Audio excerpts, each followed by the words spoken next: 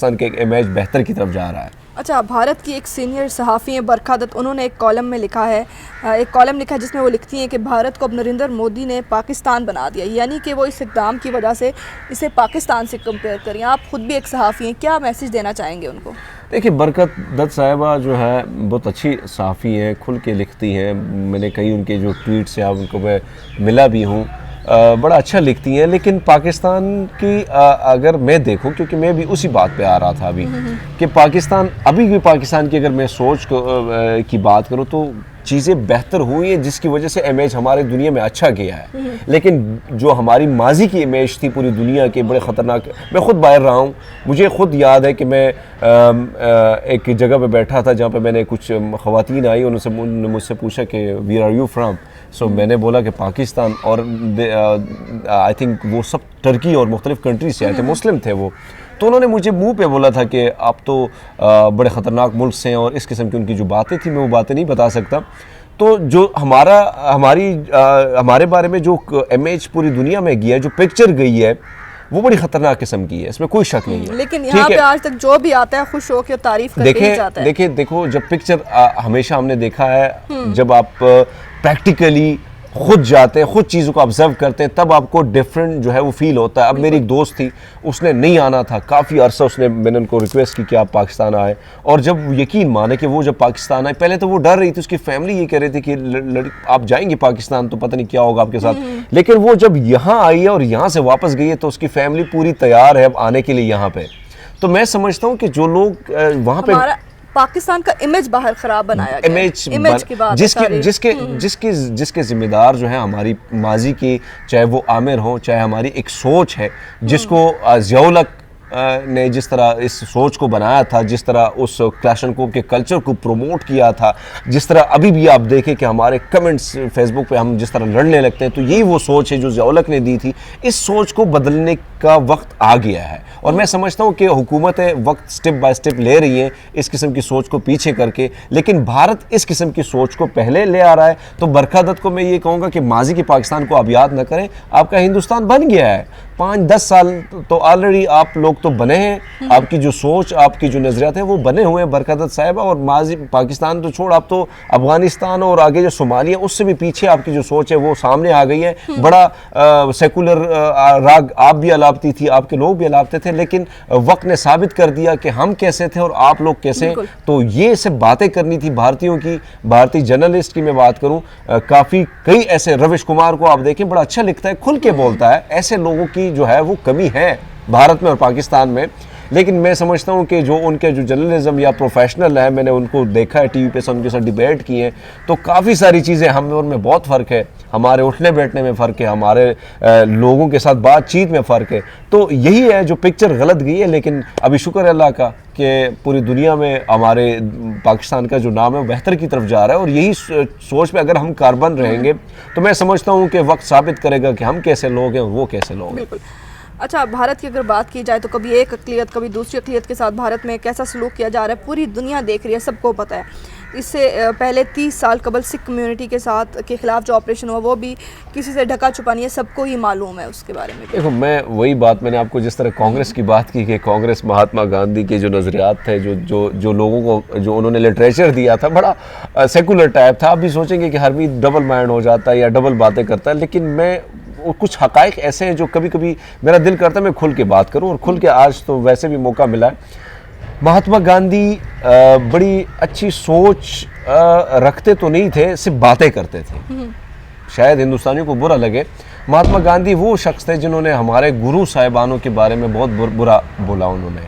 उसके बाद उन्होंने माफ़ी भी मांगी, लेकिन भगत सिंह को शहीद करने में महात्मा गांधी का हाथ था। अब मुझे ये बताएं कि भगत सिंह 23 साल का लड़का उठ खड़ा होता है और पूरा इनकलाब बर्पा कर लेता है, लाहौर फैसलाबाद से उठता है, मेरे फैसलाबाद की धरती का है, मेरे पाकिस्तान की धरती का है। लेकिन अफसोस की बात यह है कि हमारे मुल्क में हमारे हीरोज़ को कभी तरजीह नहीं दी जाती है, वो दूसरे लोग फ़ायदा उठा लेते हैं। हम बाहर से लोग आते हुए लोगों की कोशिश करते हैं, और हमारी मिट्टी में पैदा हुए लोगों का कोई और फ़ायदा उठा लेता है। तो भगत सिंह को शहीद कराने का मकसद एक ही था, क्योंकि महात्मा गांधी को पता चल गया था कि 23 साल का ये नौजवान आगे जाके पूरा भारत, बल्कि पंजाब तो वैसे ही कब्ज़ा करने वाला है मुझसे। तो उन्होंने मास्टर तारा सिंह को बनाया, मास्टर तारा सिंह हिंदू था, गेटअप उनका सिखों का था। उन्होंने क्या कर दिया, उन्होंने पूरे सिखों और मुसलमानों के बीच एक नफरत की जो दीवार बना दी, वो तारा सिंह ने बनाई थी। क्योंकि सिख कभी नहीं चाह रहे थे कि मुसलमान, क्योंकि हमारा तो यही घर है, मिट्टी हमारी यही है, बाबा जी यहाँ पैदा हुए, तो फिर हमने जाना किधर था। लेकिन मास्टर तारा सिंह को प्री प्लानिंग जो है वो महात्मा गांधी ले आई, और जिन्ना साहब इसलिए अलग हो गए थे कि वो उनको पता चल गया था कि महात्मा गांधी जो है ये बातें अच्छी करते हैं लेकिन इनकी सोच अच्छी नहीं है। और उनको उस वक्त पता चल गया था कि क्योंकि मुसलमानों के साथ जो तासुब था उनका खुल के सामने आना, तो इस वक्त जिन्ना साहब जो थे वो इनकी पार्टी से अलग होकर इंग्लैंड चले गए। और बाद में आपने देखा कि पाकिस्तान मुस्लिम लीग नून के पास, मुस्लिम लीग नून बल्कि मुस्लिम लीग, पाकिस्तान मुस्लिम लीग के पास जो है लीडर की कमी थी, और आगा साहब जो है वो इंग्लैंड गए और इस तरह जिन्ना साहब को मना लिया। लेकिन सिखों की आपने बात की, तो मैं लोग समझते हैं कि 84 में सिखों पे अटैक हुआ। 84 में नहीं हुआ, पहला अटैक 1955 में हुआ है, और वो इस सोच पे हुआ है कि भाई आपका मजहब ही हमने ख़त्म करना है। पहला अटैक हरमंदर साहब गोल्डन टेम्पल पे 1955 में हुआ। उसके बाद तकरीबन 200-300 सिखों को इन्होंने शहीद करा दिया।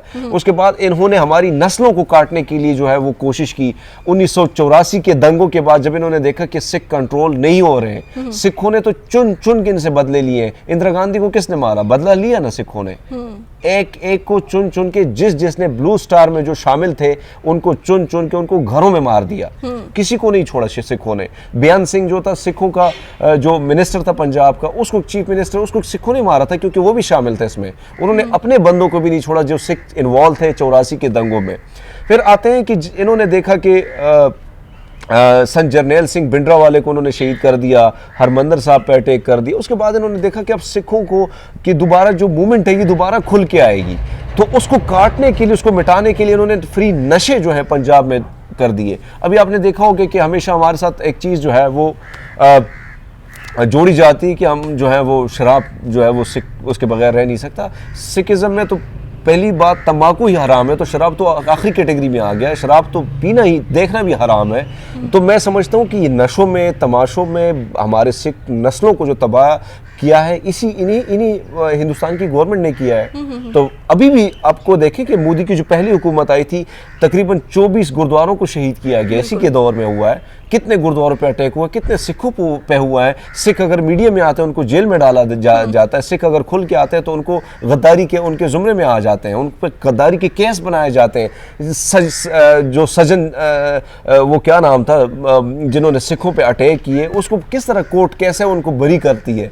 तो अभी तक जो है 84 के दंगों के कोई भी मुजरिम पे केस अभी तक, अगर उन पे केस, उनके पास सबूत भी है, सिख सबूत भी पेश करते हैं, लेकिन अभी तक कोई सुप्रीम कोर्ट ने कोई उनको फांसी की सज़ा या उम्र कैद की सज़ा जो है वो नहीं दी। इसका मकसद है कि वहाँ का कानून सिर्फ हिंदुओं के लिए बना है, बाकी बाढ़ में जाए। वो नहीं चाह रहे हैं कि कोई किसी को इंसाफ मिले, वो चाहते हैं कि इन पर ज़मीन तंग कर दे। लेकिन एहसास, जिस तरह कायद-ए-आज़म मोहम्मद अली जिन्ना साहब ने पहले कहा था कि आपको एहसास होगा जब एक बार फिर आप मुसलमानों और सिखों को जो वहाँ रह गए थे, कि आपको तब एहसास होगा जब दोबारा गुलामी की जंजीरों में आपको जकड़ दिया जाएगा। और आज हम गुलामी की, हमारे जो वो लोग हैं वो गुलामी की जंजीरों में जकड़ दिए गए हैं, उन पे मुसल्लत की गई हैं चीज़ें, चाहे वो मुसलमान है, चाहे क्रिश्चियन है, चाहे सिख है। और वक्त आने के साथ साथ भारत का जो सिलसिला शुरू हो चुका है, मैं समझता हूँ भारत के लिए सबसे ख़तरनाक है। वज़ीर-ए-आज़म इमरान खान के दौरे के हवाले से कुछ बात हो जाए। वज़ीर-ए-आज़म इमरान खान साहब का दौरा सऊदी अरब आप क्या देखते हैं, कितना अहम है? मौजूदा जो खित्ते की सूरत हाल के तनाजुर में आप इस दौरे को कैसे देखते हैं?